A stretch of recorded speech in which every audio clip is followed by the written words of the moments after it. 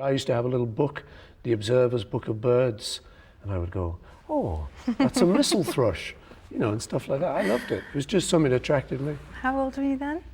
43. Just imagining No, I your was, little I was 9-year-old. There's a little missel thrush. Hoping Come on, don't nobody take saw the mickey you. now. Come on, this is on TV. Behave. No, yeah, it was when I was about, I don't know, about 12 probably, something like that. The thing about where I used to live in Liverpool was it was like on the edge of Liverpool because my mum was a midwife. So we always were like on the frontier. She was always being moved out. The roads were never made and the houses were just being built. But consequently, there was countryside, like a walk away, quite deep farmland and stuff. So I got into it. I used to just take a walk with my little book of birds and cute. spot all these birds. Oh, come back and stay tuned. Don't go away. We love you so much.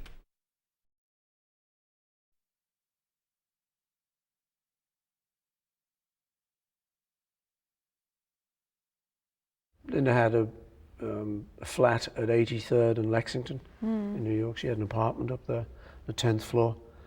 So for me it was great actually because I'd always liked New York, but I'd never really lived there. I just stayed in a hotel, run into a limo, run down somewhere, got back into the hotel.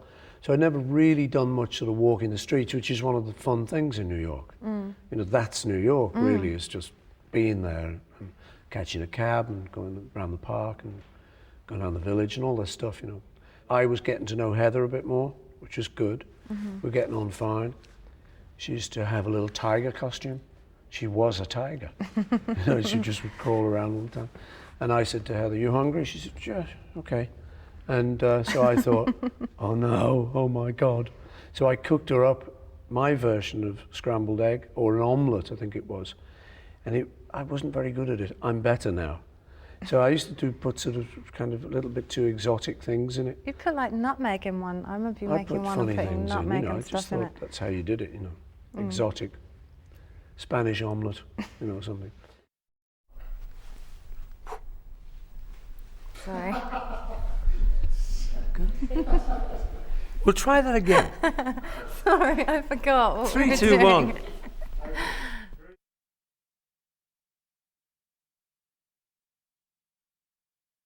1. With the Beatles, we're playing a place in Brighton. I think it was when we were on the bill with the Kinks. The Kinks did the first half and we did the second. In the interval of the show, there was like a palm reader. There's a lot of it about there, you know. And she says, let me read your palm. I go, okay.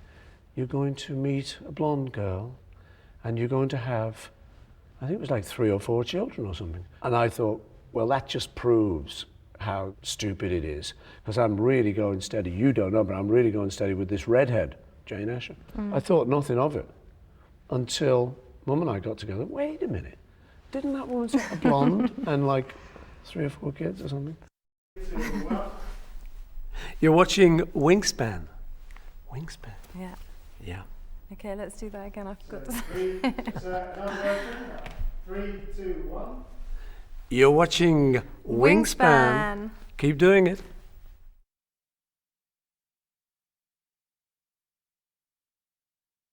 With the Beatles, we'd always wanted to go to Harlem. And our people had said, don't go to Harlem, man. It's like, you just don't go. You know, we said, why not, man? You know, the Apollo's there. They said, yeah, but you don't go. We said, why not? We said, well, you're white, you know. I said, yeah. You know, we're musicians. We love these guys. You know, these are heroes play there, you know. And we just idolized the Apollo. It was like the Mecca for us, you know. But by the time I was there with Mum, she said, yeah, we could go up to Harlem. So we caught the train up there. Yeah. Went on the train, got off 125th Street, I think, something like that. Walked down. There was the Apollo. Oh yes, you know, I love you. Well, it was a great place for me to actually be at, you know. So, and there was a little photo place next door. Used to be come and have your photograph taken, and so we loved all that, particularly because she was a photographer. So it was a bit kind of kitsch. And she'd go off. She'd have to pick up Heather or something, and I'd say, well, I'll just hang around here in Harlem, not realizing that there still was kind of a little bit of danger. It was like Black Panther time. You know, you'd go past the Black Panthers headquarters and sort of think, wow, this is history in the making. More Wingspan after this.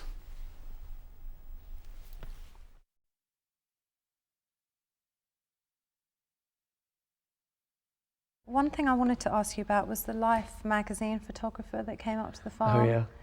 We were up at the farm and we were getting into just a nice quiet little life, starting to forget all the problems we've been having. And I noticed a couple of people coming down the road. And it turned out one of them was a Life magazine photographer. So we kind of went into the house. I thought, well, we don't want to do this, you know. And also they didn't have a picture of Linda and me together. So it's a little bit of a scoop, you know. Yeah. His new girl or whatever, you know, or they're living, because the story, of course, was that we were living as recluses in Scotland, you know. And if you read it, it sounded like we got great old beards and hermits, you know, living in the hills. In actual fact, it was much more normal. So this Life photographer came up and came to the door. Hi, I'm from Life magazine. Could I have a photograph of the two of you together? And I stood behind the door. I said, no. You know, we don't want to do that. We're fed up of all that. We're living quietly now. So, you know, go away. And he sort of said, oh, okay, or something. And then I looked out the door or something, and he went, snap! And I got really sort of mad. So I ended up, I think, getting a bucket and throwing it at him. But of course, he got a shot of me throwing a bucket at him. And he sort of ran away down the hill. And I sort of thought, wait a minute, that's not a good shot. I should have just posed. You know, that's going to be hotter than me just posing. This guy's got a shot of me attacking him. He could sue me. So they came back up and we said, okay, if we stand there for one picture, which is all he wanted really. Actually, he was quite a nice bloke. He wasn't too bad.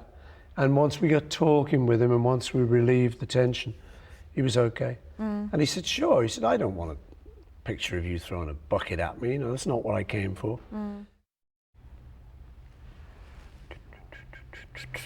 Okay. Okay, cut, please. It was a kind of cutty moment, wasn't it? Yeah, it was.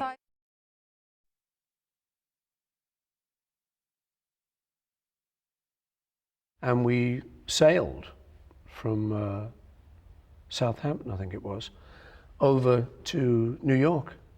It's a crazy journey, you know. How Quite does that funny. take? Like a week? It's a few days. It was about a week or so, yeah.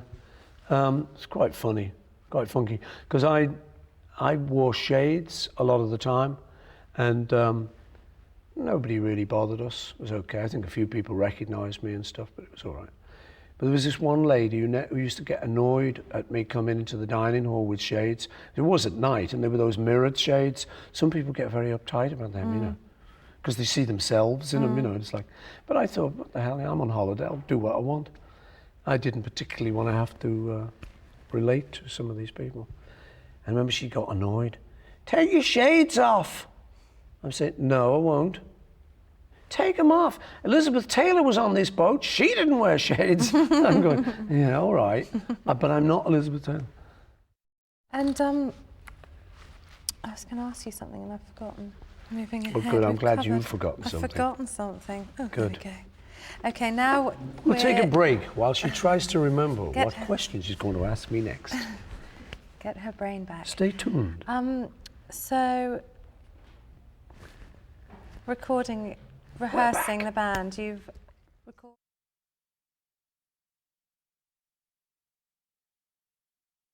I remember at the time, you know, this sort of British sense of humour can be a bit sarcastic, but some of the American guys were a little bit serious at the time, as they can be. You know, they can sometimes not get the British humour, can lead to a bit of trouble.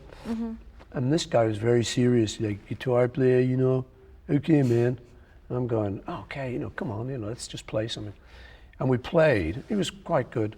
He said, okay, man, see you, man. Peace and love. And I said, yeah, war and hate. You know, it's a joke. And he went, oh, his face dropped. And it was like I was the devil, you know. Oh, and he went out like, oh my God, did I hear what? I had to run after him saying, no, it's a joke, you know. It's silly British sense. And what I mean is, it's the opposite. Peace and love, you see? I don't mean it. It's just a joke. War and hate, haha. He forgave me, I think. Do you want any ginger ale? Doo-dap, doo-doop, doop, doo-dap. Yeah. Do you you want the straw or? It's got a lot of lipstick. That's good.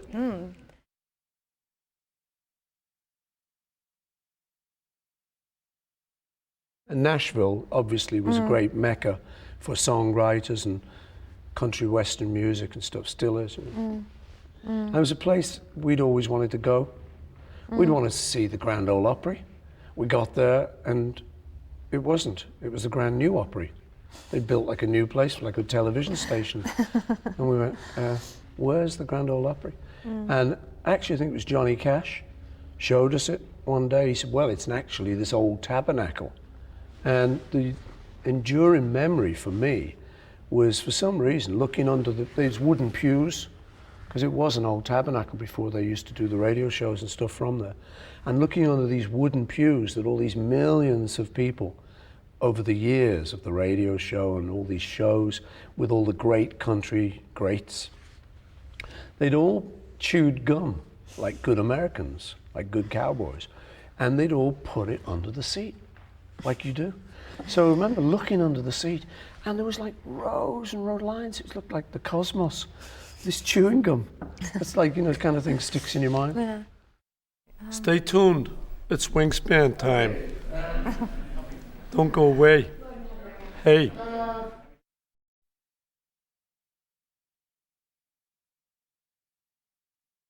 It was quite a high-tech tour, wasn't it? It had quite a lot Yeah, of... for its time it was there, you know.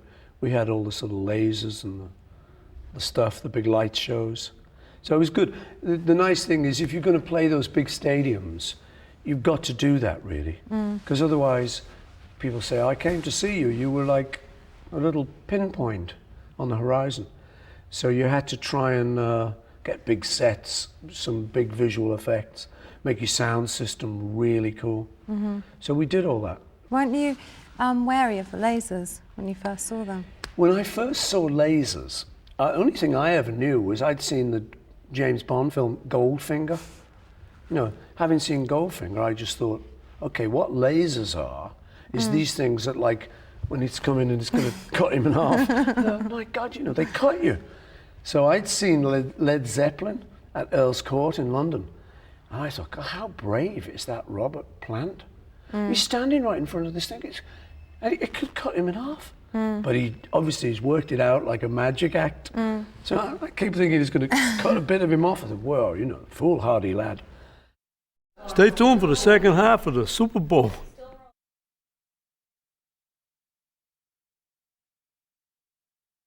It was a little bit unusual at the time to have a kind of family feel on a rock and roll tour. Because, you know, it had been groupies, sex, drugs, music, man, you know. And, you know, let's face it, the crew would do plenty of that. But because we were married and stuff, you know, it was no longer I was going to do that. Mum wasn't really doing that. So there was a kind of family feel that I think they kind of enjoyed. It gave the whole crew a sense of balance. And you'd find people, you know, showing pictures of their kids and stuff. It was kind of nice. I think it was a settled thing for us all. I mean, I've been around other bands' tours, and there's a heavy atmosphere. And everyone's really thinks this is rock and roll, man. You know, we're dangerous dudes, and everyone gets a bit that way. I mean, you know, which I've never been into. I think it's a bit phony, all that. But some people like to cultivate that. You know, get out of my way, man. Hey, you know, well, that's for them, but we never did that. Lines? All right, I can't do that, love. I've got to rehearse.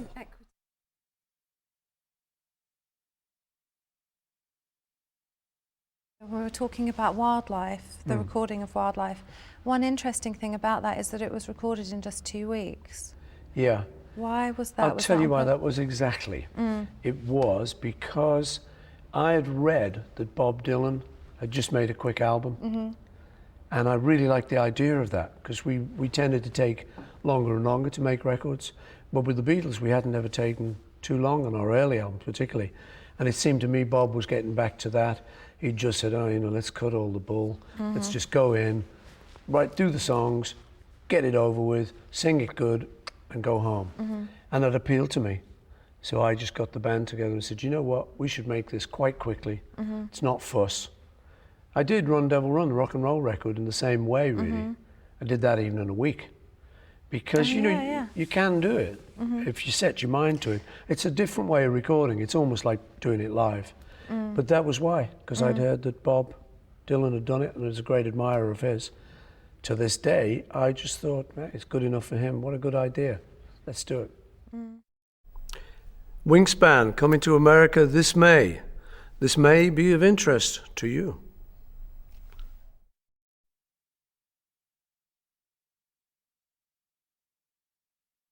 What about writing the songs? How did you go about that? I just was sitting around and would just make them up on my guitar. Stay there a minute. Okay. A guitar very similar to this one. And I would just be sitting around and just kind of make things up, One of the best writing stories is Picasso's last word. Oh, yeah. What happened was we were in Jamaica on holiday, like we were saying before, and we heard that Dustin Hoffman and Steve McQueen were in town filming a film called Papillon. Dustin invited us back to his house for dinner one night, and we started talking about songwriting, and he said, how do you do that? Like you're saying, how do you do it?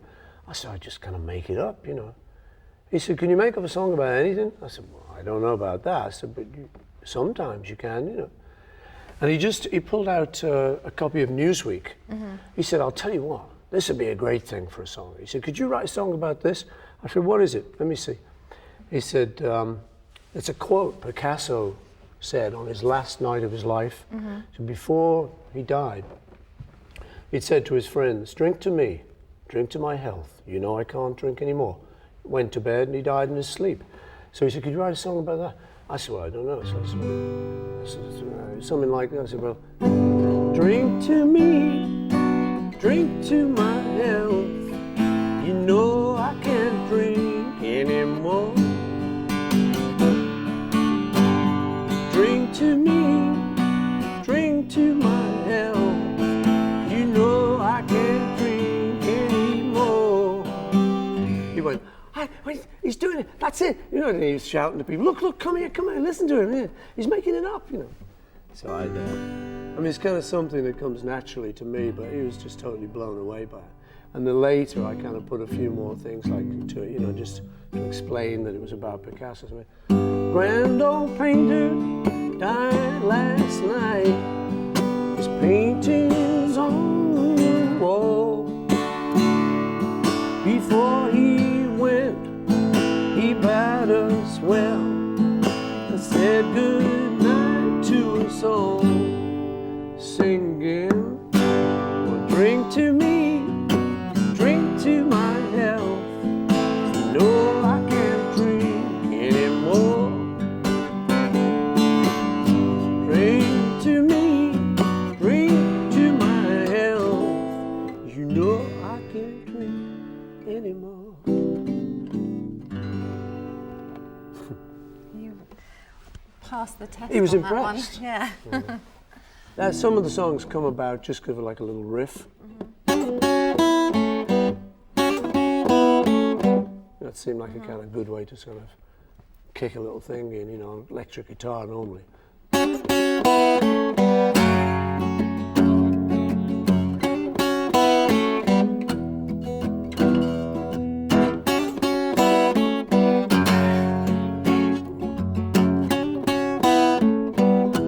You gave me something I understand. You gave me loving in the palm of my hand. I can't tell you how I feel. My heart is like a wheel. Let me roll it. Let me roll it to you. Let me roll it. Let me roll it to you. Very good. Yeah, you just, you know, if you're lucky, it just kind of comes to you while you're strumming around, you know. This place here we're sitting in was built for the daughter of the Vanderbilt family, and I'd registered a song about that. Mrs. Vanderbilt. I mean, I didn't know anything about her, but I just knew she was like a rich person. So,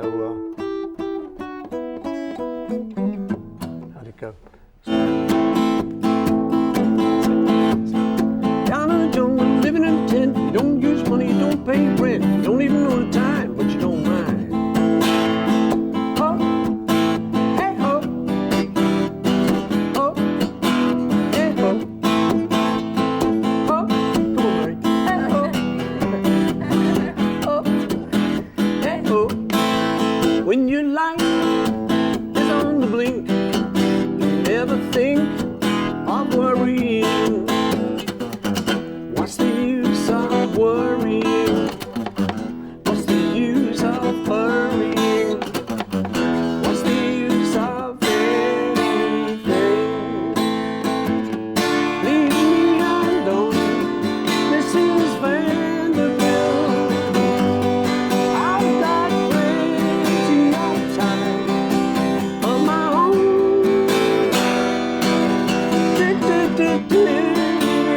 Saxophone.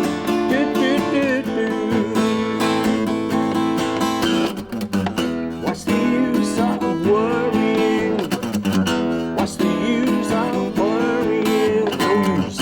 What's the use of anything?